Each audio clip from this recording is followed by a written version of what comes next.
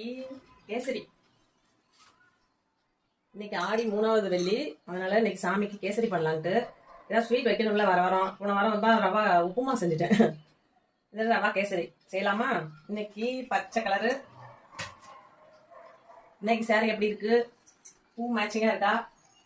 நல்லா இருக்கா? கேசரி பண்ண அடுப்பை பற்ற வச்சு ஒரு பேன்ல 1 ஸ்பூன் நெய் போட்டுக்கிறேன். முந்திரியை போட்டுக்கலாம். என் வளையல் திராட்சை போட்டுக்கலாம். முந்திரி திராட்சைய வறுத்தாச்சு. 1 கப் ரவை, நெய்லேயே 1 கப் ரவை போட்டு வறுத்துக்கலாம். ரவை நல்லா வறுத்துட்டேன். இப்போ அப்படியே மாத்திடலாம். நோட்டத்துக்கு 1 கப் ரவைக்கு 3 கப் தண்ணி ஊற்றி கொதிக்க விட்டுருவோம். பச்சை கலர் தண்ணி கொதிச்சிருச்சுங்க. இப்போ அப்படியே மில்க் மேடு கொஞ்சம் ஊற்றிக்கலாம்.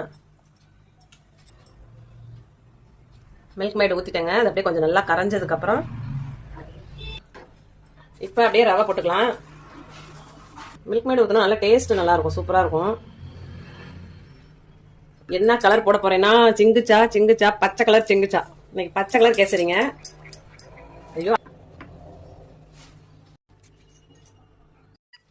கொஞ்சம் இனிப்பு எடுத்து கொடுக்கறதுக்கு உப்பு போட்டுக்கலாம். சர்க்கரை போட்டுக்குவோம். 1 கப்பு சர்க்கரை.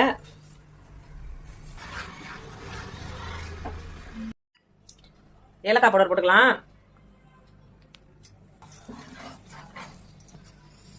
கொஞ்சம் எண்ணெய் ஊற்றிக்கலாம் சுற்றி. அது அப்போதான் கொஞ்சம் வந்து கல்யாண வீட்டில எல்லாம் செய்கிற கேசரி மாதிரி சூப்பராக இருக்கும். அதனால் எண்ணெய் ஊற்றிட்டு முந்திரி திராட்சையை வறுத்ததையும் போட்டுருவோம். இப்போ நெய் ஊற்றிக்குவோம். நெய் தாராளம் தான், எல்லாத்துலேயுமே ஊற்றிடுவோம்.